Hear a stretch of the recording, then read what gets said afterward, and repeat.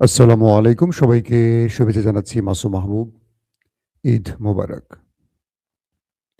প্রিয় দর্শক, একটু দেরিতে আজকে লাইভে এসছি। আমি চেষ্টা করব রোজার পর এখন একটু আর্লি সকাল ১০টা, ১১টা বা ১২টার মধ্যেই লাইভে আসার জন্য। রোজার কারণে আমরা হয়তো দেরি করতাম। এখন থেকে একটু আর্লি দেব। তো যে কোনো কারণেই হোক আজকে একটু দেরি হয়ে গেছে। অনেকগুলো গুরুত্বপূর্ণ খবর আমাদের হাতে জমা হয়েছে। বলতে পারি ব্রেকিং খবর জমা হয়েছে। ১ম গুরুত্বপূর্ণ খবরটি হলো ইসরায়েলের সবচাইতে বিপজ্জনক সংবেদনশীল স্থানে ইরান টার্গেট করে হিট করেছে এবং কালকের শেষ রাতের যে খবর সেটি হলো ভয়াবহ আক্রমণ হয়েছে নেতাকাকুর বাড়িতে। শতাধিক মানুষ আহত, প্রচুর মানুষ মাটির নিচে চাপা পড়েছে। গুরুত্বপূর্ণ দ্বিতীয় গুরুত্বপূর্ণ খবরটি হলো আমেরিকা এবার ইরানকে ৪৮ ঘন্টার আল্টিমেটাম দিয়েছে। কি রয়েছে সেই আল্টিমেটামে? পাশাপাশি বাহরাইন, ইসরায়েল এবং আরব আমিরাতের মিডিয়ার মধ্যে একটি জোট হয়েছে। সেই জোটের সিদ্ধান্তগুলো কি? পাশাপাশি F-16 আরেকটি যুদ্ধ বিমান ভূপাতিতের দাবি ইরানের। এছাড়া আরো অনেকগুলো গুরুত্বপূর্ণ খবর থাকবে আজকের লাইভ সেশনে। দর্শক, প্রথম যে খবরটি দিয়ে শুরু করতে চাই, আমেরিকা ইরানকে ৪৮ ঘন্টার আল্টিমেটাম দিয়েছে। বলেছে ৪৮ ঘন্টার মধ্যে ইরান যদি হরমুজ খুলে না দেয় তাহলে ইরানকে অনেক বড় মাশুল দিতে হবে। আর সেই মাশুলের মধ্যে কি আছে? প্রথমে যেটি রয়েছে, ইরানের গুরুত্বপূর্ণ জ্বালানি কেন্দ্রগুলোকে ধ্বংস করা হবে। ইরানের সবচেয়ে বড় পাওয়ার প্ল্যান্ট, বিদ্যুৎ যেখান থেকে উৎপাদন হয়, পাওয়ার প্ল্যান্টকে ধ্বংস করা হবে। গ্যাস ক্ষেত্রগুলোকে টার্গেট করে আক্রমণ করা হবে। কে বলছে? মার্কিন প্রেসিডেন্ট ডোনাল্ড ট্রাম্প। তিনি ২৪ ঘন্টার আল্টিমেটাম দিয়ে ইরানকে বলেছে ২৪ ঘন্টার মধ্যে তুমি হরমুজ খুলে দাও, নতুবা তোমার এই কেন্দ্রগুলোকে হিট করা হবে। ইরান পাল্টা জবাবে বলেছে যে তুমি আক্রমণ করতে পারো, তোমার জন্য অনুমতি আছে, বাট তুমি আমার যেখানে যেখানে টার্গেট করবে আমি সেম তোমার সেখানে টার্গেট করব। ইরান বলছে তোমার স্বার্থ সংশ্লিষ্ট স্থান, তোমার বিদ্যুৎ প্ল্যান্ট যেগুলো আমার প্রতিবেশী কান্ট্রিতে অবস্থান করছে, এবং তোমার মিত্র ইসরায়েল বা গালফ কান্ট্রি, তাদের প্রত্যেকের একই জায়গায় আমি আক্রমণ করব। এই যুদ্ধে একটা বিষয় আমি খুব ভালো করে খেয়াল করেছি যে ইরান যেটা বলছে সেটাই করছে। এই যাবৎকালে ইরান যা বলছে একটি কাজ করেনি এমন কোনো উদাহরণ আপনারা দিতে পারবেন না। যেদিন ইরানের সবচেয়ে বড় গ্যাস ক্ষেত্রে হামলা হলো, ইরান বলছিল যে আমরা তোমাদের গ্যাস ক্ষেত্রকেও খেয়ে দেব। দিয়েছে কাতারের গ্যাস ক্ষেত্র, সৌদি আরব এবং আরব আমিরাতেরটা খেয়ে। এই আপনি এখন বলবেন যে এগুলো তো আরব আমিরাত, সৌদির বিষয়গুলো এরকম না। এই গ্যাস বা তেল ক্ষেত্রগুলোর পরিচালনায় আছে মার্কিনিরা। আমেরিকা এখানে শুধু ঘাঁটি গড়েনি, আরবের গুরুত্বপূর্ণ স্থাপনা, গুরুত্বপূর্ণ বাণিজ্যিক স্থানগুলো তারা পরিচালনা করে থাকে তাদের লোক দ্বারা। এখান থেকে ট্রিলিয়ন ট্রিলিয়ন ডলার তারা কামাই করছে। তো ওই ক্ষেত্রগুলোকে ইরান ধ্বংস করে দিয়েছে। এখন আমেরিকার ৪৮ ঘন্টার আল্টিমেটাম শেষে ইরানে আক্রমণের আগেই ইরান পাল্টা হুমকি দিয়ে বসেছে যে তুমি আমার যেখানে আক্রমণ করবে আমি তোমার সেখানে আক্রমণ করব। এখন তুমি কি করবা সিদ্ধান্ত নাও। ২ নম্বর খবর, বলা হয়েছে যে যদি, আবার ইরান দ্বিতীয়বার বলছে, যদি তুমি আমার খার্ক দ্বীপে আরেকবার হিট করো তাহলে আমি রেড সি বাবুল মান্দাব বন্ধ করে দেব। অর্থাৎ এখন পর্যন্ত হরমুজ প্রণালী বন্ধ আছে, আপনারা জানেন। রেড সি, বাবুল মান্দাব, এ দুটো ইয়েমেন বন্ধ করবে ইরানের অনুমতি পেয়ে তারা হুমকি দিয়ে রেখেছে। বাট ইরান বলেনি এই এখনই বন্ধ করো, এই জাস্ট এইটা এখন একটা অর্ডারের অপেক্ষা আছে হুতিরা। তো ইরান বলছে তুমি যদি আমার খার্ক দ্বীপে হিট করো আমি রেড সি বাবুল মান্দাব বন্ধ করে দেব। এটা বন্ধ করে দিলে আরবের তেল বাহিরে যাওয়া মোটামুটি বন্ধ হয়ে যাবে। এই ক্ষেত্রেই আমেরিকা নতুন করে আরেকটি চাপে পড়ে গেল। এখন প্রশ্ন করতে পারেন ডোনাল্ড ট্রাম্প হঠাৎ করে 48 ঘন্টার আলটিমেটাম দিল কেন? ডোনাল্ড ট্রাম্প এই মুহূর্তে খুব বড় বেকায়দায় আছেন। তার কারণ কি? জাপান ইরানের সাথে যোগাযোগ করেছে। জাপান, ইরানের আমেরিকার সবচেয়ে বড় মিত্র জাপান। তারা ইরানের সাথে যোগাযোগ করে ইরানকে বলেছে যে আমার তেলের জাহাজ হরমুজ দিয়ে যেতে দাও। তুমি যে শর্ত দিয়েছো যে চীনের ইউয়ানে, চীনের কারেন্সিতে আমাকে তেল কিনতে হবে, আমি এটাই করব। অবশেষে জাপান ইউয়ানে ডলার বদলে, মানে ডলার বাদ দিয়ে, যে ডলারে সবাইকে কিনতে হতো সেটা বাদ দিয়ে ইউয়ানে তেল কেনার সিদ্ধান্ত নিয়েছে। এরকম করে আরো অনেক আমেরিকান মিত্ররা ইরানের শর্ত মেনে তারা ডলার বাদ দিয়ে ইউয়ানে তেল কেনার সিদ্ধান্ত নেয়। ডোনাল্ড ট্রাম্পের মাথা নষ্ট হয়ে গেছে। তার প্রধান কারণ হলো আমেরিকা পরাশক্তি কেন? শুধু সামরিক ক্ষেত্রে না, পুরো পৃথিবীতে অর্থ ব্যবস্থা ডলারে চলছে। যত কেনা বেচা হয় ডলারে। ইরান আমেরিকাকে শুধু মধ্যপ্রাচ্য থেকে বের করে দেবে না, তাদের অর্থনৈতিকভাবে পঙ্গু করার জন্য এই ডলারকে বাদ দিয়ে ইউয়ান বা অন্য অর্থ ব্যবস্থায়, বিশ্ব ব্যবস্থাকে নিতে চাইছে ইরান। আর এতে করে যদি এইভাবে বড় বড় দেশগুলো ডলার পরিবর্তন করে অন্য কারেন্সিতে প্রবেশ করে, তাহলে নিউ ওয়ার্ল্ড অর্ডার সৃষ্টি হবে। মার্কিন ওয়ার্ল্ড ব্যবস্থা ভেঙে পড়বে, এটা কনফার্ম। এটা আমেরিকানরা বোঝে। তাই ডোনাল্ড ট্রাম্প এখন জীবন মরণ লড়াই করতে নামছেন 48 ঘন্টার আলটিমেটাম দিয়ে। 3 নম্বর খবর, 4 নম্বর খবর, গালফ কান্ট্রির বাহরাইন, আরব আমিরাত আর ইসরায়েলের চ্যানেলের মধ্যে একটি চুক্তি হয়েছে। তারা এখন জোট করে কাজ করবে ইরানের বিরুদ্ধে। বুঝতে পারছেন? দুটো মুসলিম দেশ, আরব আমিরাত এবং বাহরাইন, তারা ইসরায়েলের সাথে মিডিয়া জোট করছে। মুসলমানদের সাথে মুসলমানরা জোট করতে পারছে না। ভালো না খবরটি আপনাদের জন্য? খুব আনন্দের তো লাগছে না? তারা ইরানের বিরুদ্ধে এখন জোট হয়ে কাজ করবে। আমাদের বাংলাদেশের মতো আর কি, যেই দল ক্ষমতায় আসবে সব মিডিয়া তার দালালি করবে, বিরোধী দলের কিভাবে ফাঁসানো যায় চেষ্টা করবে। বিগত 15.5 বছর বাংলাদেশের প্রতিটি মিডিয়া হাসিনার দালালি করেছে, এখন নতুন দলের দালালি করবে। হাসিনা চলে যাওয়ার পর প্রত্যেকটা মিডিয়া হাসিনার পেছন দিয়ে বাঁশ দেওয়া শুরু করেছে। তো আজকে যারা ক্ষমতায় আছে তাদের বুঝতে হবে এই মিডিয়া তাদেরও না, এই মিডিয়া অপেক্ষায় আছে, কারণ এগুলো সব আওয়ামী লীগের হাতে তৈরি।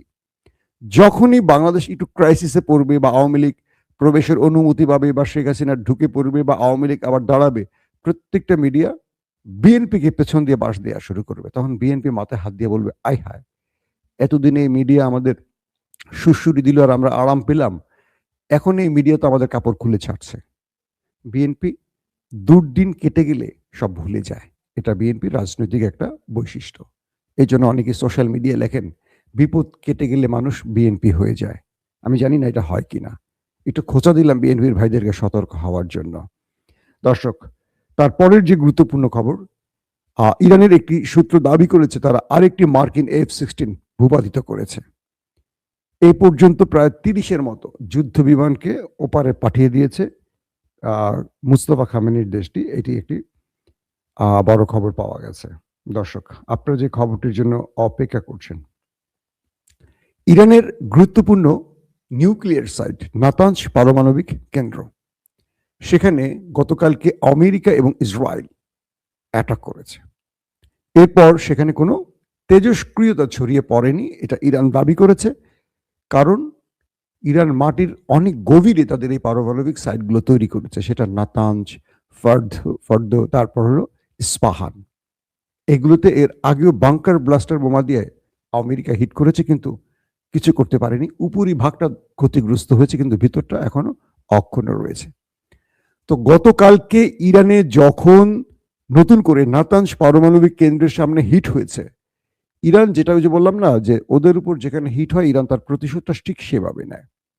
ইরান কি করলো, গেল রাতে নেতাকাকুর সবচেয়ে গুরুত্বপূর্ণ সংবেদনশীল স্থান যেটাকে বলে ডিমোনা, যেখানে ইসরায়েলের পারমাণবিক বোমাগুলো রয়েছে, ইরান সেখানে কালকে ম্যাসিভ আকারে হিট করেছে, মানে বড় সড়ো হিট করেছে। এবং আরাশ নামে আরেকটি শহর আছে, আরাশ, সেখানেও হিট করেছে। একসাথে দুটো গুরুত্বপূর্ণ স্থান, আরাস এবং ডিমোনা।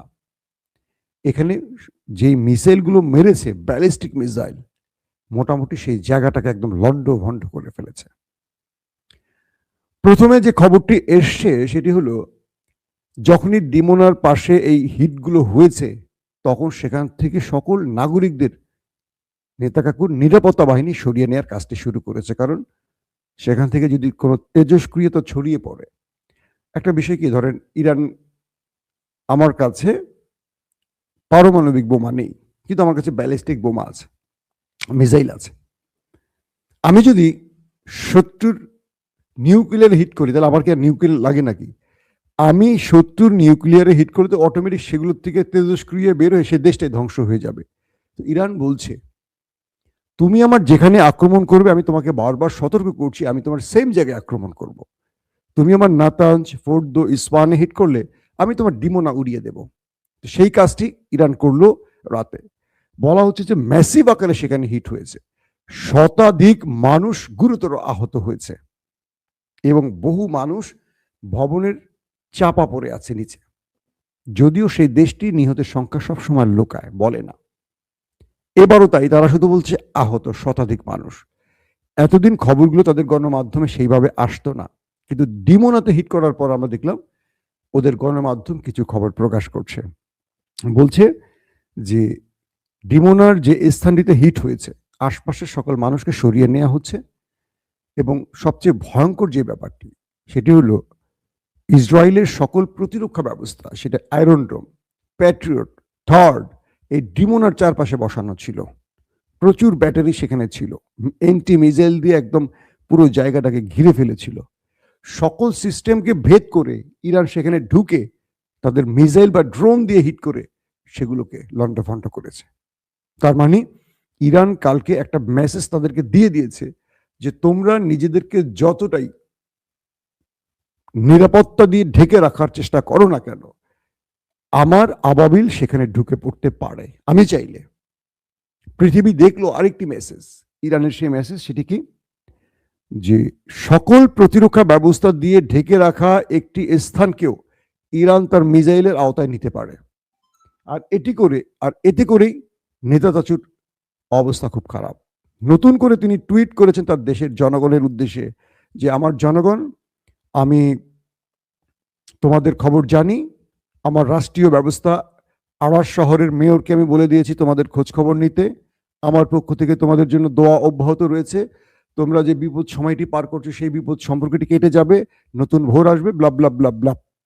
আমার নেতা কাকু এই টুইট করে সবাইকে শান্ত থাকার জন্য বলেছেন। এখন বিষয় হলো যে ইরানের ভেতরে যে আক্রমণটি করলো, মানে ইরানের যে ইস্পাহানে আক্রমণটি, কি বলে, নাতান যে আক্রমণ হলো, ইরান যে পাল্টা ডিমোনাতে আক্রমণ করলো, এতে করে আমেরিকা ইসরায়েল কি মেসেজটি পেল? তারা বুঝতে পেরেছে আগামী দিনে যদি আমরা ইরানের নতুন কোনো পারমাণবিক কেন্দ্রে, নতুন কোনো বিদ্যুৎ কেন্দ্রে, নতুন কোনো গ্যাস ফিল্ডে হিট করি, সেম আমাদেরটিও ক্ষতি হবে। ডিমোনা নিয়ে আমি আপনাদেরকে অনেক ভিডিওতে বলেছি, হয়তো অনেকে জানেন। এই জায়গাটি খুবই বিপজ্জনক জোন। ইসরায়েল আয়তনে খুব ছোট একটি দেশ। ইসরায়েল আর ইরানের একটা পার্থক্য হলো কি, স্ট্র্যাটেজিক পার্থক্যটা হলো, ইরান বিশাল আয়তনের একটি দেশ, চারদিকে পাহাড় বেষ্টিত একটি দেশ, প্রচুর পাহাড়ের নিচে গুহা আছে। পাহাড়ের যে গুহা, এখানে আপনি বোম্বিং করে কি করবেন? বোম্বিং করে পুরো পাহাড় তো ধসায় ফেলতে পারবেন না। মাটির অনেক গভীরে, পাহাড়ের নিচে, একদিকে পাহাড় উপরে, নিচে মাটির অনেক গভীরে গুহার মতো বাংকার আছে, বা সেখানে মিসাইল স্টোরেজ তৈরি করা আছে, পারমাণবিক অনেক কিছু লুকানো আছে। তো ইরান ছোট্ট বলে ইসরায়েলের যে কোনো টার্গেটে হিট করতে পারে। আর ইসরায়েল যত হিটই করুক, হাজার হাজার বোম্বিং করুক, ইরানের খুব বড় ফ্রেমে ক্ষতি করতে পারে না। হ্যাঁ, সাধারণ সিভিলিয়ানদের ক্ষতি করে, তেহরান বা বিভিন্ন শহরের স্ট্রাকচার ক্ষতি করে, কিন্তু বাস্তবিক অর্থে ইরান প্রায় 20-25 বছর আগের থেকেই তারা যেই শহর তৈরি করেছে সাগরের নিচে, মাটির নিচে, এগুলোর অনেক ডাটাই তারা জানে না। আমেরিকা বলছিল না কদিন আগে যে আমরা তাদের আর কয়েক পার্সেন্ট মিসাইল রাখছি, সব শেষ, 8% মাত্র, মানে আর 8% মিসাইল তাদের হাতে আছে। এই বক্তব্য দেওয়ার পরেও ইরান এই পর্যন্ত কয়েক শত মিসাইল মারছে, তাহলে সেই মিসাইলগুলো কোত্থেকে আসছে? শুধু তাই না, গতকালকে ইরান ডিয়াগো গার্সিয়াতে 4000 কিলোমিটার দূরে তার ইন্টারকন্টিনেন্টাল ব্যালিস্টিক মিসাইল, যেটাকে আমরা বলি ইন্টারকন্টিনেন্টাল মিসাইল মেরেছে। সেখানে দুটো মিসাইল মেরে ইরান বুঝিয়ে দিয়েছে পৃথিবীকে যে আমাদের হাতে 4000 কিলোমিটারেরও মিসাইল আছে। পুরো ইউরোপ এখন আতঙ্কে আছে ইরানের, যে এটা কিভাবে হবে, বা আমরা তো ইরানের আওতায় পড়ে গেছি। এই মুহূর্তে এখন সবচেয়ে বড় যে ব্যাপারটি তৈরি হয়েছে আমেরিকা ইসরায়েলের জন্য, সেটি হলো ডিমোনাতে হিট করার পর তারা বুঝে গেছে যে ইরান চাইলে যে কোনো সময় তাদের নিউক্লিয়ারকে ধ্বংস করে দিতে পারে। আরেকটি সূত্র দাবি করেছে যে ডিমোনাতে হিট করলেও মূল পারমাণবিক বোমা যেখানে আছে সেই জায়গাটা ইরান এড়িয়ে গেছে। তার প্রধান কারণ হলো এখান থেকে ইরান তাদের একটি বার্তা দিয়েছে, তুমি যদি আমার পারমাণবিকে হিট করো, পাওয়ার প্ল্যান্টে হিট করো, তাহলে আমি তোমার এটা হিট করতে পারি, তুমি দেখে রাখো। কারণ পারমাণবিক পাশে হিট করা আর পারমাণবিক হিট করা এক জিনিস না। পারমাণবিকের পাশে করিয়ে বুঝালাম যে আমি পারমাণবিকে হিটটা করতে পারি, একটা সূত্র এটা বলেছে। তো ইরানের জিপিএস বা ইরান দখলদার দেশটির মধ্যে তাদের যে এত সঠিক তথ্যের আলোকে, এত রিয়েল টাইম ইন্টেলিজেন্স তাদের কাছে পৌঁছে যাচ্ছে যে ইরান প্রতিটা মুহূর্তে খুঁজে খুঁজে সেই টার্গেটগুলোতে হিট করছে। বলা হচ্ছে নেতা কাকুদের জেনারেলরা, গুরুত্বপূর্ণ ব্যক্তিরা কোথায় কোথায় লুকিয়ে আছে সেই ভবনগুলোতে পর্যন্ত হিট করছে, যদিও তারা তাদের নিহতের খবরগুলো প্রকাশ করছে না। ইরান গালফ কান্ট্রির ভিতরে, যেখানে আরবের ভেতরে যেখানে আমেরিকান ইসরায়েলরা গুরুত্বপূর্ণ ব্যক্তিরা, সেনা অফিসাররা লুকিয়ে আছে, সেখানে খুঁজে খুঁজে ড্রোন দিয়ে হিট করছে। এত নির্ভেজাল তথ্য ইরানের কাছে কি করে পৌঁছে গেল? এগুলো নিয়ে অনেক প্রশ্ন উঠছে। তো সব মিলে যে বিষয়টি তৈরি হয়েছে, আমেরিকা ইসরায়েলকে বুঝতে হবে পুরো পৃথিবীকে তারা ধ্বংস করবে নাকি তারা শান্তি ডেকে আনবে। যদি তারা এরকম খারাপ কিছু করতে চায় তাহলে তারা ইরানের উপরে হামলা করার ক্ষেত্রে বুঝে শুনে করতে হবে, কারণ ইরান খামেনির ইরান না, ইরান এখন মুস্তফা খামেনির ইরান। মূল খামেনি বয়সে বেশি ছিলেন, তিনি আসলে শান্তি চাইতেন, যে কারণে তিনি সবসময় প্রতিশোধে বিশ্বাসী ছিলেন না। কিন্তু বর্তমানে যারা আইআরডিসিতে আছে সব ইয়াং অফিসার, এরা রক্তে অনেক বেশি টকবগে বা গরম। এরা যেটা বলছে সেটাই করছে। আগের ইরান যেটা বলছে সবটা করতো না। আগের ইরান রাজনৈতিক কারণে হোক, সামরিক মেসেজ দেওয়ার জন্য অনেক কিছু বলতো, করতো কম, বলতো বেশি। কিন্তু আজকের ইরান বলছে তাই যা করছে। তো সবকিছু মিলে আমি বিশ্বাস করি ইসরায়েল, আমেরিকা, ইরান সবাই যুদ্ধ বন্ধে একটা আলোচনা বসবে। নতুবা ট্রাম্প 48 ঘন্টার যে আলটিমেটাম দিয়েছে, এরপর ট্রাম্প যদি বড়সড় আক্রমণ করে, ইরান আরব ইসরায়েলের কোনো পাওয়ার প্ল্যান্ট আর বাকি রাখবে না, পুরো অন্ধকার জগৎ তৈরি হয়ে যাবে। এটা যেন না হয়। আমরা আবার বলছি, আমরা শান্তির পক্ষে, আমরা যুদ্ধ চাই না। আল্লাহ হাফেজ।